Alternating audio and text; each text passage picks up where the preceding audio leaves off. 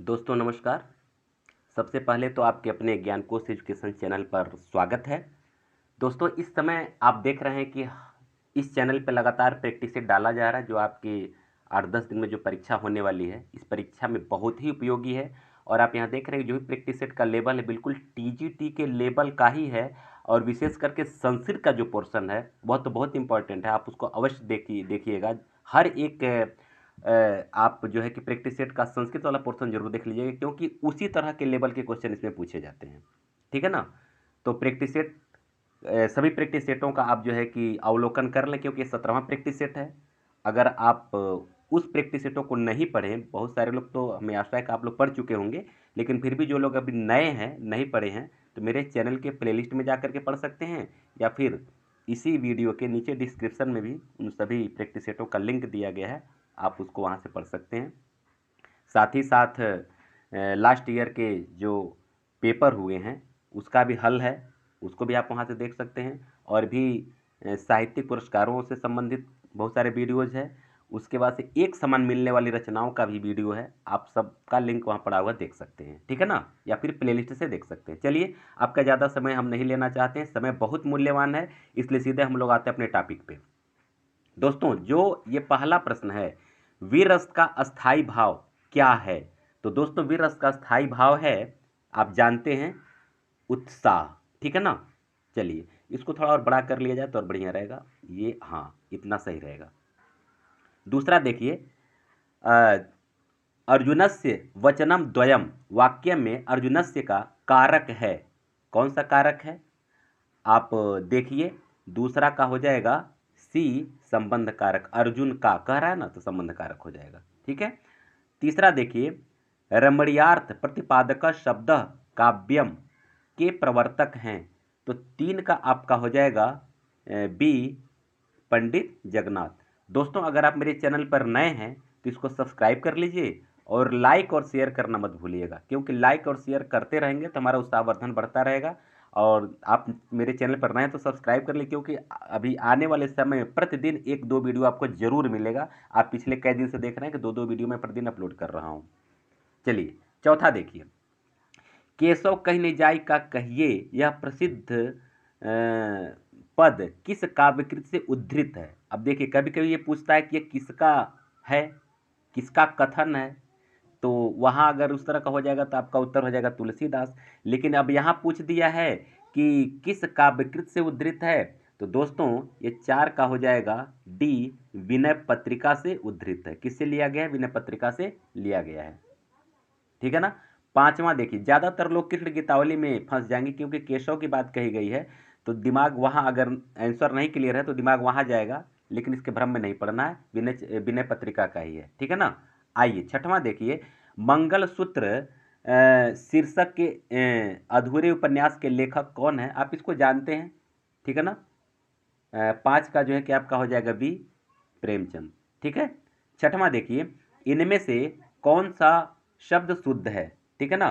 तो आप छठवां का जो शुद्ध शब्द जो है यानी है, यानी यही शुद्ध है, बाकी ये तीनों जो है यह अशुद्ध हैं। ठीक है। सातवां देखिए, रामचरितम के रचनाकार हैं। रामचरितम के रचनाकार कौन, आपको ये बताना है। तो 7 का आपका हो जाएगा डी, भवभूत। 8 देखिए, अमी हलाहल मद भरे श्वेत श्याम रत्नार, जियत मरत झुक झुकी परत, जी चितवत इक बार। ये 8 का आपका हो जाएगा ये डी, रसलीन की पंक्ति है। कहीं कहीं आपको गलत आंसर मिल सकता है, कहीं कहीं बिहारी मिल सकता है, लेकिन दोस्तों बिहारी नहीं है, यह जानिए, ये रसलीन ही है। ठीक है ना। 9वां देखिए, कवि धूमिल का पूरा नाम था, क्या था? 9 का आपका हो जाएगा सी, सुदामा पांडे धूमिल इनका पूरा नाम है। 10 देखिए, यदि अ या आ के बाद ई या ई आए तो दोनों मिलकर ए हो जाता है। आप अच्छी तरह जानते हैं, संधि को जानते होंगे तो बढ़िया जानते होंगे, ये गुण संधि होगा। जैसे महाधन ईश बराबर महेश, ऐसे हो जाएगा। ठीक है ना। आगे देखिए, 11, अनंत की सही संधि होगी, क्या होगी आपको ये बताना है। तो 11 का आपका हो जाएगा ए, अन धन अंत, न हलंत होगा। ध्यान दीजिएगा, क्योंकि यहाँ भी उसी तरह का है, बी में भी लेकिन ये बी देखिएगा, थोड़ा सा मिस्टेक कर देंगे तो गलत हो सकता है आंसर, ठीक है ना, तो इसको ध्यान रखना है। 12 देखिए, घुमक्कड़ शास्त्र नामक ग्रंथ के लेखक हैं, कौन है, आप जानते हैं, राहुल सांकृत्यायन। 13 देखिए, जब उपमेय में उपमान की संभावना प्रकट किया जाए, जानते हैं जहां संभावना होता है वहां क्या होता है, सीधे सीधे उत्प्रेक्षा हो जाता है, तो उत्प्रेक्षा अलंकार हो जाएगा। श्लेष अलंकार होता है, कहाँ होता है, किसमें होता है, आपको ये बताना है, तो 14 का ए, यानी शब्दालंकार के भेद के अंतर्गत आएगा ये।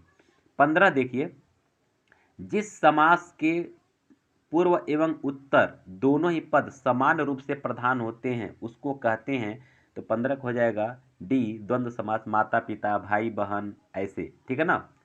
16 देखिए, सदगति शब्द में समास होगा, तो 16 का आपका हो जाएगा ए, सदगति, सत्य की गति, लेकिन यहां तो समास ये बता रहा है दोस्तों, वैसे जो आंसर की दिया हुआ है ये 16 का ए दिया हुआ है, लेकिन ये कर्मधारय समास भी लग रहा है, क्योंकि जो विशेषण और विशेष से बने होते हैं उन सब, क्योंकि समास समास विग्रह के अनुसार जो है कि एक ही शब्द कभी कर्मधारय होता है, कभी बहुब्रीहि होता है, तो यहाँ थोड़ा सा ध्यान देने की बात है कि सत्य गति अगर केवल कहेंगे तो जो है कि आपका हो जाएगा कर्मधारय समास के अंतर्गत, लेकिन सत्य की गति, अब देखिएगा तो ये तत्पुरुष समास हो जाएगा, ठीक है ना, इसको ध्यान दीजिएगा, मैं दोनों बता दे रहा हूं और आप दोनों को ध्यान दे करके तैयारी करना है, ठीक है। आइए 17वां देखिए, काव्य प्रकाश नामक ग्रंथ के प्रणेता हैं, तो 17 का आपका हो जाएगा डी, मम्मट। 18 देखिए, भरत के रस सूत्र के व्याख्याता आचार्य शंकुक का सिद्धांत कहलाता है, 18 का सी, ये अनुमितिवाद कहलाता है, ठीक है ना। 19 देखिए, मात्रा की दृष्टि से दोहा के ठीक विपरीत होता है, कौन सा छंद होता है, तो दोस्तों दोहा के उल्टा सोरठा छंद होता है। 20 देखिए, छप्पय में होते हैं, तो इसका जो 4 विकल्प है, 4 विकल्प में पहला ही विकल्प सही है कि 4 चरण रोला के होते हैं और अंतिम 2 चरण उल्लाला के होते हैं, इसको ध्यान दीजिएगा। 21 देखिए, बौद्ध धर्म से जुड़े हुए साहित्य की भाषा है, तो आप जानते हैं कि जितने बौद्ध साहित्य लिखे गए हैं ये पाली भाषा में ही लिखे गए हैं, ठीक है ना। 22, निम्नलिखित में से किस मुहावरे का अर्थ असंभव होना नहीं होगा, ये कह रहा है कि किसका अर्थ असंभव होना नहीं होगा, बहुत इंपॉर्टेंट है, कई बार परीक्षा में दोहराया गया है। तो दोस्तों ये चांद पे थूकना, यह जो है कि यहाँ असंभव होने के लिए नहीं है, ठीक है ना, इसका अर्थ ये होगा कि मतलब किसी चरित्रवान व्यक्ति पर कीचड़ उछालना या ईमानदार व्यक्ति पर कीचड़ उछालना, कुछ ऐसा इसका अर्थ होगा। लेकिन खरगोश के सींग निकलना यह असंभव होना है, पानी से घी निकालना यह भी असंभव होने के अर्थ में आएगा, बालू से तेल निकालना यह भी असंभव होने के अर्थ में आएगा, ठीक है ना। 23 देखिए, खेत रहना मुहावरे का शाब्दिक अर्थ है, तो 23 का आपका हो जाएगा सी, वीर गति को प्राप्त हो जाना, कहा जाता है कि बहुत सारे शहीद खेत हो गए, यानी शहीद हो गए, वीर गति को प्राप्त हो गए। 24, कांच का पर्यायवाची शब्द है, यह है शीशा।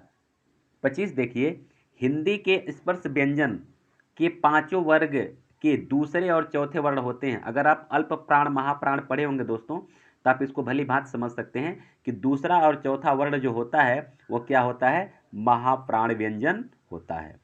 26 देखिए, निम्नलिखित शब्दों में से कौन सा युग्म गलत है, ठीक है ना, आपको गलत युग्म छांटना है, तो दोस्तों ABCD में से आप देख लीजिए, 26 का आपका हो जाएगा सी, ये भोजपुरी जो है पूर्वी हिंदी के अंतर्गत नहीं आती है, ये बिहारी हिंदी के अंतर्गत आती है। 27 देखिए, निम्नलिखित बोलियों में से पूर्वी हिंदी की बोली नहीं है, कौन पूर्वी हिंदी की बोली नहीं है, तो दोस्तों ये भोजपुरी जो है पूर्वी हिंदी की बोली नहीं है, ये बिहारी हिंदी की है, बाकी अवधी, छत्तीसगढ़ी और बघेली ये पूर्वी हिंदी की बोली है। 28 है, खड़ी बोली हिंदी की उत्पत्ति हुई किससे हुई, तो दोस्तों 28 का हो जाएगा सी, शौरसेनी अपभ्रंश से हुई, ठीक है ना। 29 देखिए, निम्नलिखित शब्दों में से शुद्ध शब्द है क्या है, तो 29 का आपका हो जाएगा बी, जिजीविषा ऐसे ही लिखा जाएगा। ठीक है, आइए 30 देखिए, सद्य स्नाता शब्द निम्नलिखित में से किस वाक्य पर लागू होता है? तो 30 का आपका हो जाएगा सी, जिसने अभी अभी स्नान किया हो। 31 देखिए, इनमें से कौन सा भेद शुद्ध है?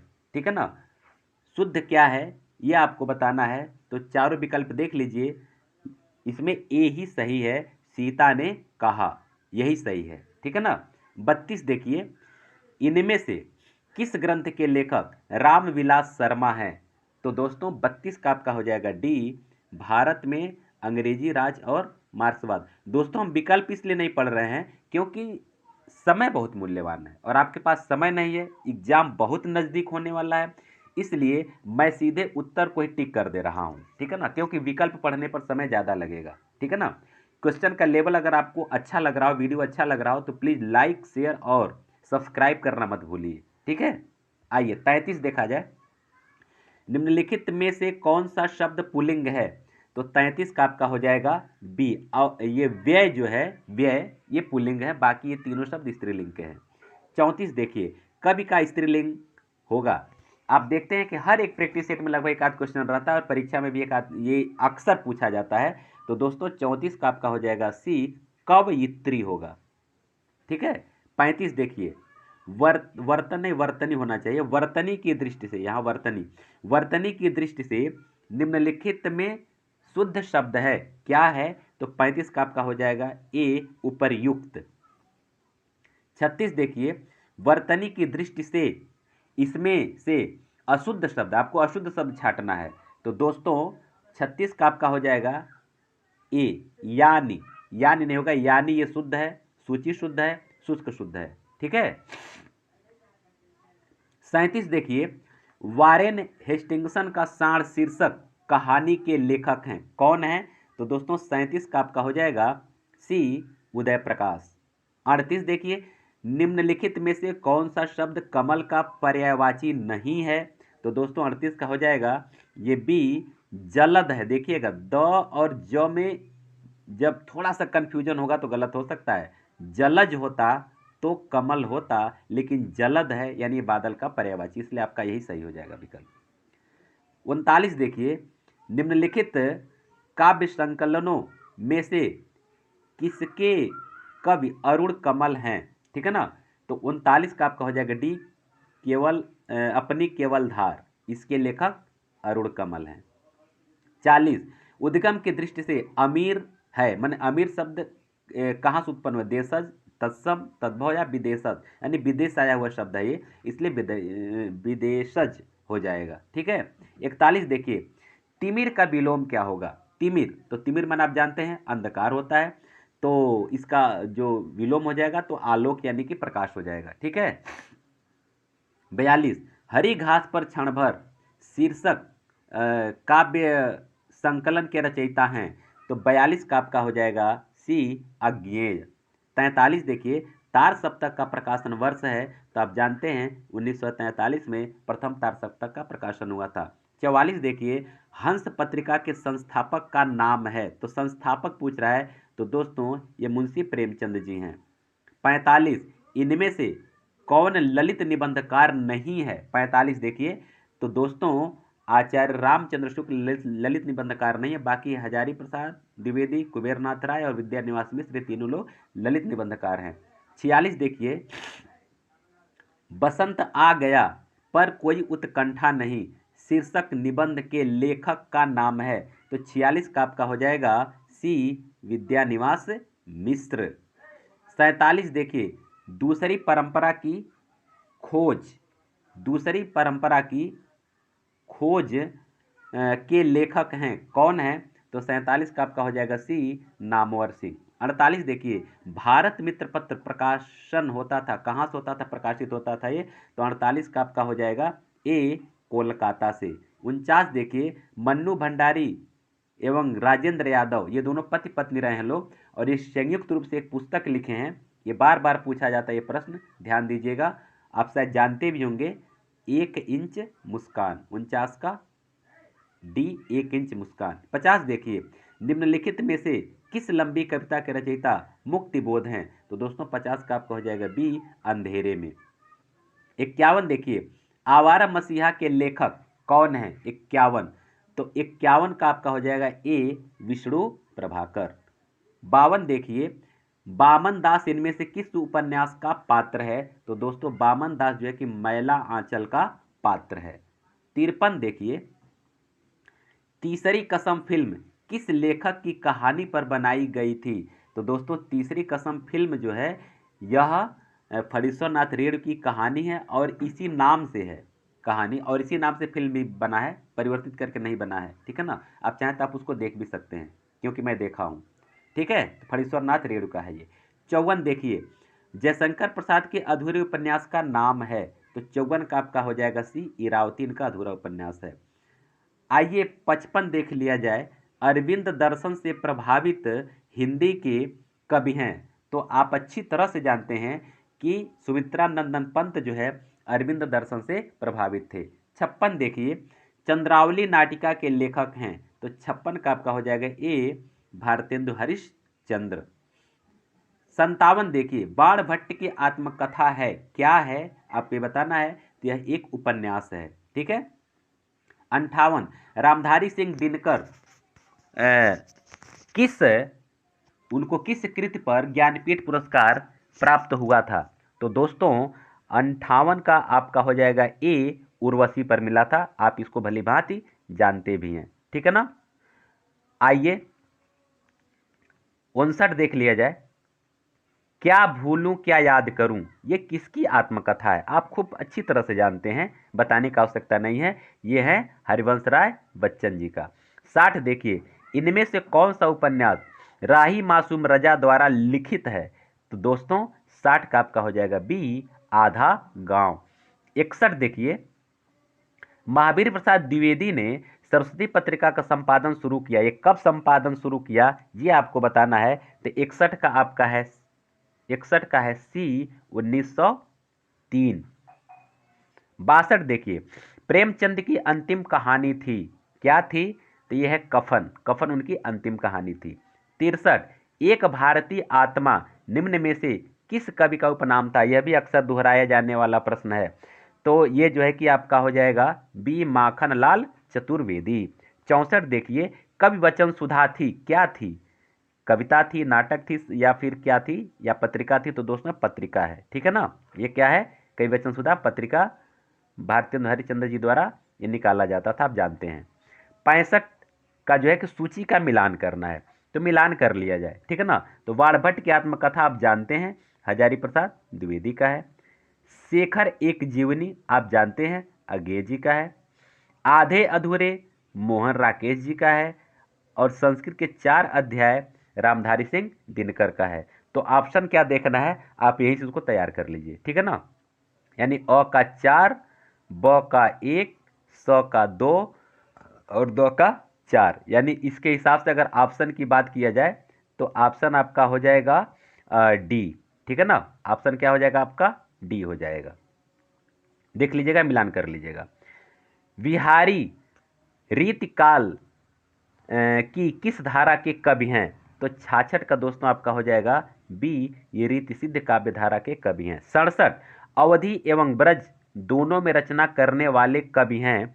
तो 67 का आपका हो जाएगा बी, तुलसीदास हैं, अवधि ब्रज दोनों में रचना किए हैं। 68, फिर आपको मिलान करने की बात आ गई, तो मिलान कर लिया जाए कि कौन कवि किस काल से संबंधित हैं। तो देखिए, आदिकाल से संबंधित कौन है? आप जानते हैं, अमीर खुसरो हैं। भक्ति काल से संबंधित कौन है? तो आप जानते हैं, जायसी हैं। रीति काल से संबंधित कौन है? तो आप जानते हैं, आलम है। और आधुनिक काल से संबंधित कौन है? भारतेंदु हरिश्चंद्र हैं। यानी कि 3, 4, 1, 2, ठीक है ना। तो 3, 4, 1, 2 का जो विकल्प है 3, 4, 1, 2, यानी कि विकल्प नंबर सी, मिलान कर लीजिएगा आप। रामचरितमानस नामक महाकाव्य की रचना शैली है, तो क्या है? आप जानते हैं, 69 का ए, दोहा और चौपाई शैली में लिखा गया है। 70 देखिए, ज्ञानपीठ पुरस्कार से सम्मानित नहीं किए गए कवि हैं? कौन कवि ज्ञानपीठ पुरस्कार सम्मानित नहीं किए गए हैं? तो दोस्तों जयशंकर प्रसाद को सम्मानित नहीं किया गया, बाकी 3 लोग को ज्ञानपीठ पुरस्कार मिला है। 71 देखिए, आधुनिक काल की किस काव्य में रहस्यवाद की भावना पाई जाती है? तो 71 का है बी, छायावाद में रहस्यवाद की भावना पाई जाती है। 72 देखिए, कालक्रम की दृष्टि से इनमें सबसे पुराने कवि हैं? तो दोस्तों ये 72 का आपका हो जाएगा डी, विद्यापति। दोस्तों आप देख रहे हैं क्वेश्चन का लेवल बिल्कुल टीजीटी के ही लेवल का है, ठीक है ना। इसी तरह के क्वेश्चन आते हैं, इसलिए अगर वीडियो अच्छा लग रहा हो तो लाइक, शेयर और सब्सक्राइब करना मत भूलिए, ठीक है। चलिए आगे बढ़ा जाए। 73, भूषण 2 राजाओं के दरबारी कवि थे, किन किन राजाओं के थे? तो आप अच्छी तरह से जानते हैं, इनके बारे में एक पंक्ति भी प्रचलित है, शिवा को बखानू या बखानू छत्रसाल को, ठीक है ना। तो एक तो शिवाजी थे ही और दूसरे कौन थे? छत्रसाल, यानी 73 का सी। 74 देखिए, इस्तवार द ला लिटरेत्यूर हिंदुस्तानी नामक हिंदी साहित्य के इतिहास ग्रंथ के लेखक का नाम है? तो 74 का आपका हो जाएगा ए, गारसा द तासी। ये फ्रेंच भाषा में ये सबसे पहला ये इतिहास ग्रंथ लिखे हैं, ठीक है। आइए 75 देख लिया जाए, हिंदी साहित्य का इतिहास ग्रंथ लिखने वाले प्रथम लेखक का नाम क्या है? तो प्रश्न उसी से संबंधित है, तो आपका 75 का हो जाएगा बी, गारसा दत्तासी। लेकिन हाँ एक चीज पर ध्यान दीजिएगा, शब्द को थोड़ा सा अगर परिवर्तित देखिए तो वहां सावधान रुक जाइएगा। एक क्वेश्चन ऐसे आता है, हिंदी साहित्य का हिंदी में लिखा जाने वाला ये प्रथम लेखक कौन है? ऐसे अगर पूछ दिया, हिंदी साहित्य का हिंदी में लिखने वाला, हिंदी भाषा हिंदी साहित्य को हिंदी में लिखने वाला पहला लेखक कौन है? तो दोस्तों शिव सिंह सेंगर हो जाएगा, क्योंकि ये 1883 ईस्वी में शिव सिंह सरोज की रचना किए और हिंदी भाषा में किए। इसके पहले जो है कि ये लिखा जा चुका था, गारसा दत्तासी के इस्तवार दलाल इंडो हिंदुस्तानी या वर्नाकुलर लिटरेचर ऑफ हिंदुस्तान जो लिखा गया था, ये जो है कि उनका जॉर्ज ग्रियर्सन का, ये इसके पहले तो एक फ्रेंच में था एक इंग्लिश में था, लेकिन हिंदी भाषा में सबसे पहले शिव सिंह सेंगर ने शिव सिंह सरोज की रचना की। तो इसको ध्यान रखिए, कभी की परीक्षा में पूछा जाता है।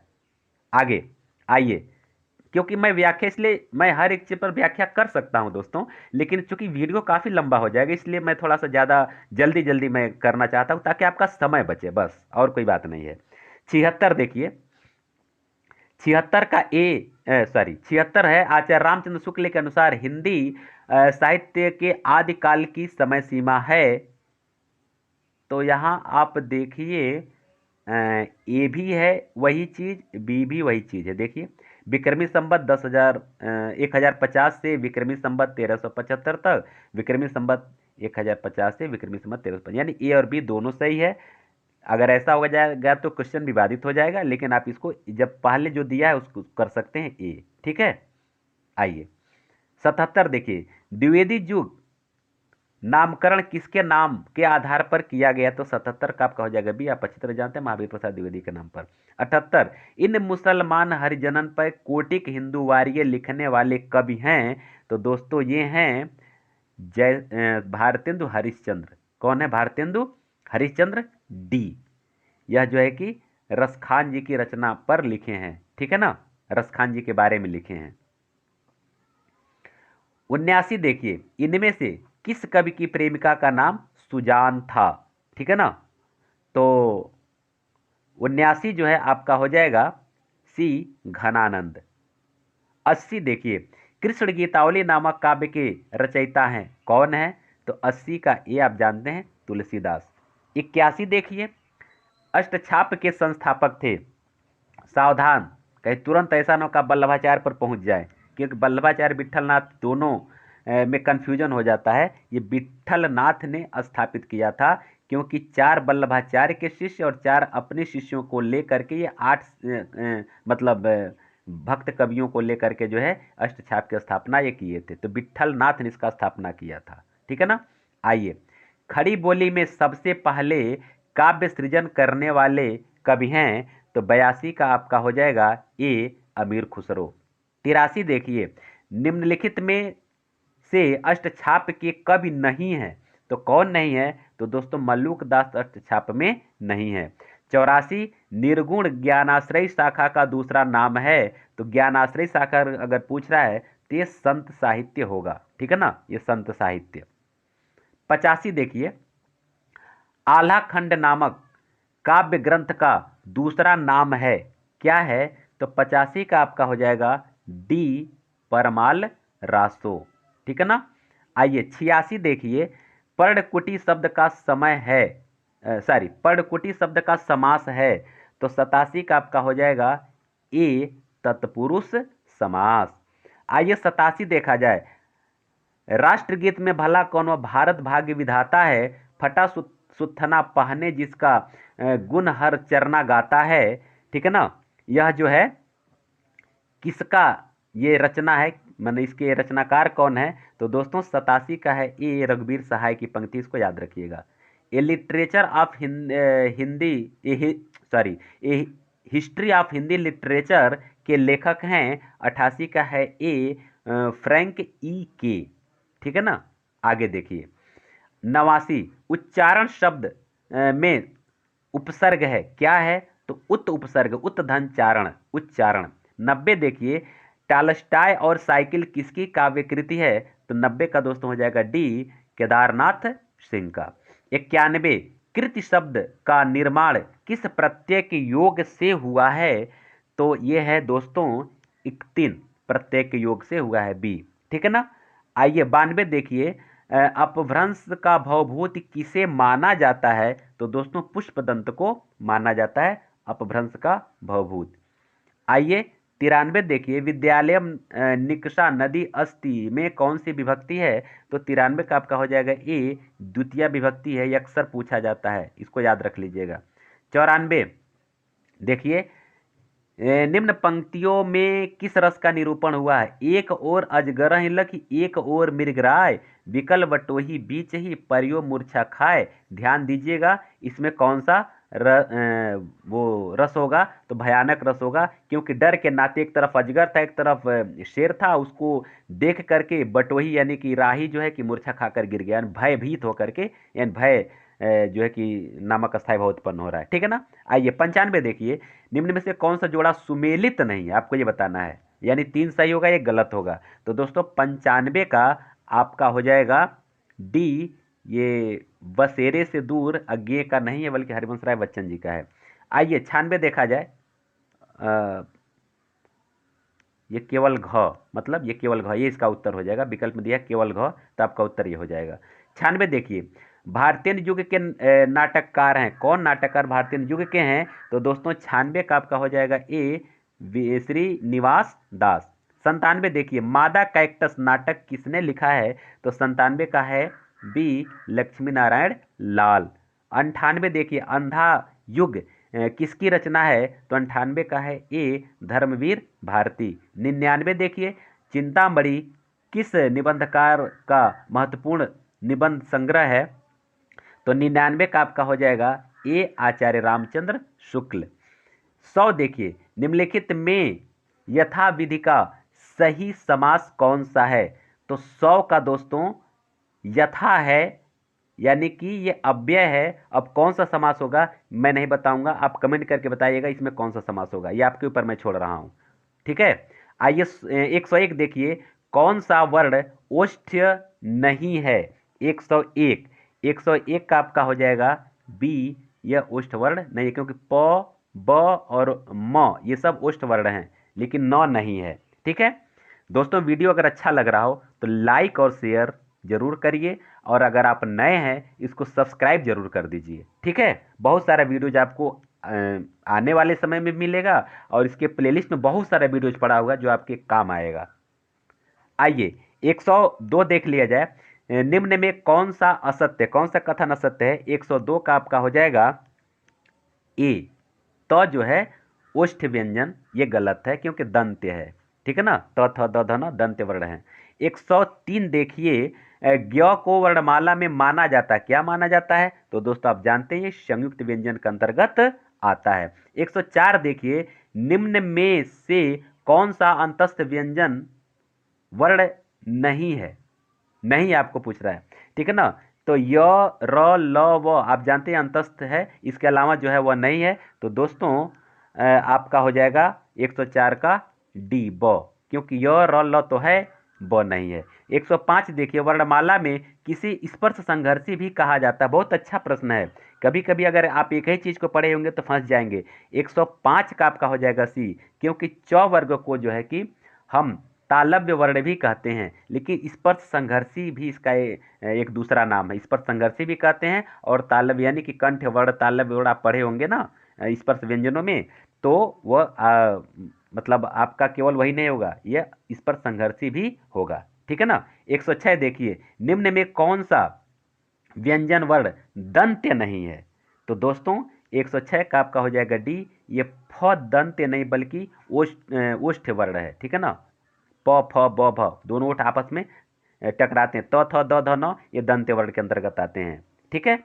आइए 107 देख लिया जाए, निम्न में से कौन स्पर्श व्यंजन नहीं है। तो 107 का है ये डी, स्पर्श व्यंजन नहीं है, अंतस्थ व्यंजन के अंतर्गत आएगा, ठीक है ना। 108 देखिए, विसर्ग का प्रयोग कैसे शब्दों में होता है। तो दोस्तों ये तत्सम शब्दों में ही विसर्ग का प्रयोग किया जाता है। 109 देखिए, निम्नलिखित में से कौन शुद्ध मात्रा में प्रयुक्त हुई है।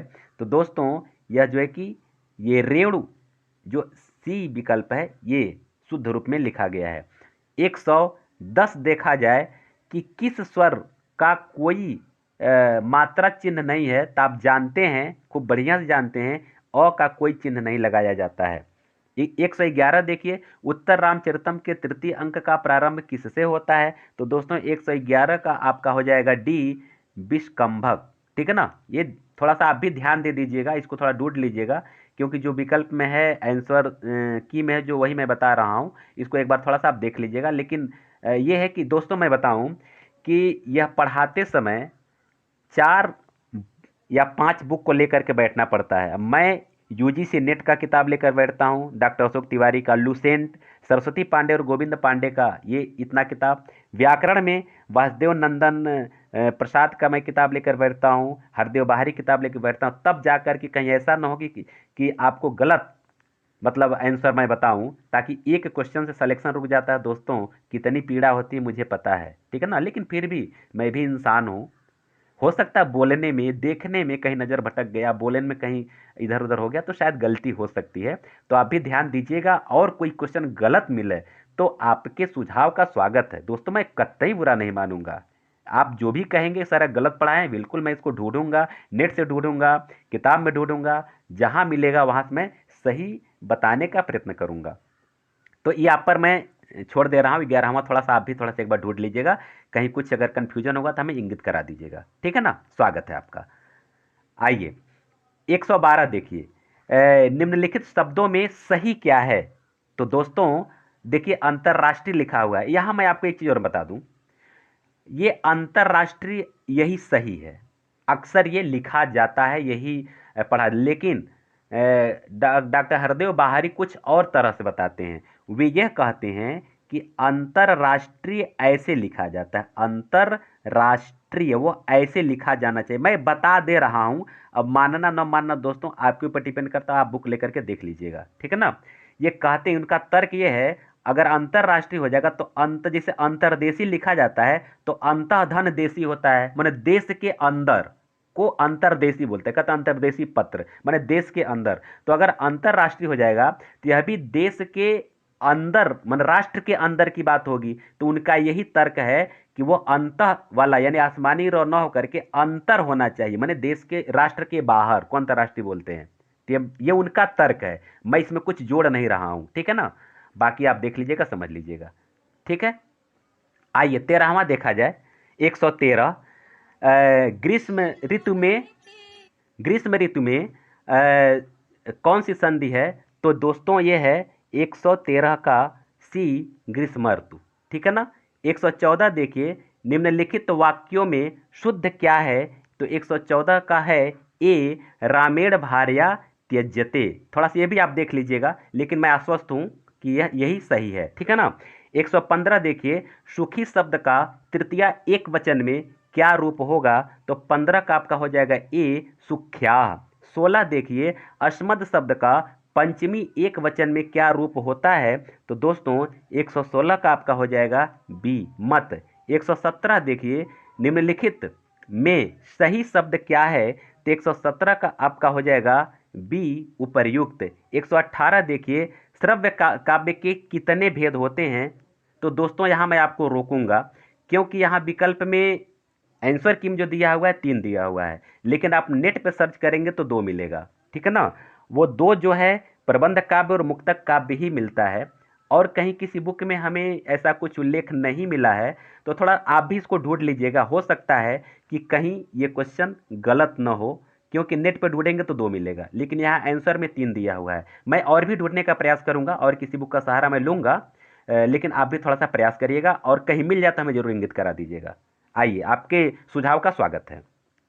119 देखा जाए, वाण सतु पचानन। देखिए मैं बताया हूं दोस्तों कि बहुत प्रयास किया जाता है, मैं 4-5 किताब लेकर बैठता हूं, फिर भी कहीं कुछ क्वेश्चन ऐसा होता नहीं मिलता है, तो थोड़ा सा दिक्कत रहता है, कहीं कुछ गलत ना हो जाए, कहीं मैं कुछ गलत ना बता दूं, लेकिन फिर भी मैं भी इंसान हूं, ध्यान दीजिएगा, गलती किसी से हो सकती है। आपको कहीं मिले तो हमें सुझाव जरूर दीजिएगा।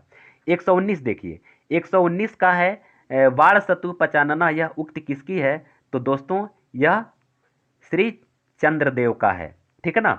120 देखिए, किरातार्जुनियम का प्रधान रस क्या है? तो किरात और अर्जुन, माने जो शिव और अर्जुन के बीच में युद्ध हुआ था, तो आप जानते हैं ये वीर रस से संबंधित ये रचना है, यानी वीर रस इसका प्रधान रस है। आइए 121 देखा जाए, 121 हल प्रत्याहार, यहां भी देखिएगा, इसमें 2 क्वेश्चन लगेगा कि सही है, लेकिन मैं कंफर्म कर दे रहा हूं कि हल का मतलब व्यंजन प्रत्याहार की बात यहाँ हो रही है।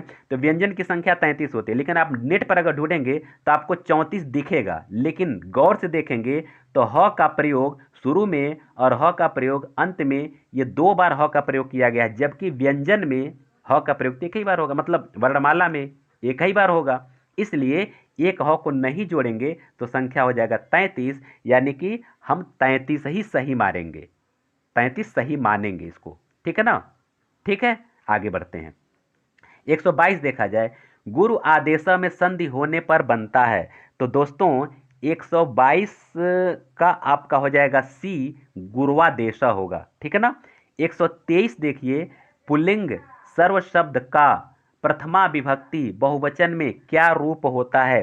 तो दोस्तों इसका रूप चलता है सर्वः, सर्वौ, सर्वे, तो यानी कि आपका हो जाएगा सर्वे, यानी कि बी, ठीक है ना। आगे देखिए 124 देखिए, सत्यनिष्ठ शब्द में कौन सा समास है? तो दोस्तों यहां मैं आपको फिर रोकूंगा, अगर यहां आपको 2 समास दिख सकता है, ठीक है ना, ये बहुब्रीहि या फिर तत्पुरुष, ठीक है। अब 2 में क्या है आप समझ लीजिएगा, समास विग्रह के अनुसार अगर ये होता है कि सत्य में निष्ठ है जो, अर्थात अर्जुन, सॉरी युधिष्ठिर, या सत्य में निष्ठ है जो अर्थात हरिश्चंद्र, राजा हरिश्चंद्र, अगर ऐसा समास विग्रह पूछ देता है तब तो बहुब्रीहि हो जाएगा।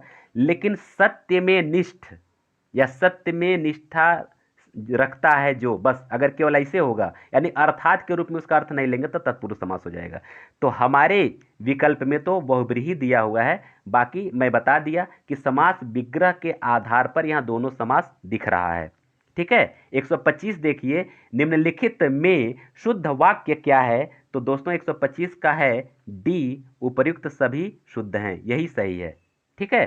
तो दोस्तों इस तरह से आपका आज के इस प्रैक्टिस सेट का 125 क्वेश्चन का श्रृंखला कंप्लीट होता है। इसके बाद हम लोग अगले प्रैक्टिस सेट के रूप में मिलेंगे, और आज ही मैं पुरस्कारों से संबंधित भारत भारती पुरस्कारों से संबंधित एक वीडियो और अपलोड कर दूंगा, ताकि आपके परीक्षा में पुरस्कार से भी कई सारे क्वेश्चन आते हैं कि किन कवि को कौन सा पुरस्कार मिला है, तो उसको आप देख लीजिएगा, उसको मैं लगातार बना रहा हूँ, ठीक है ना।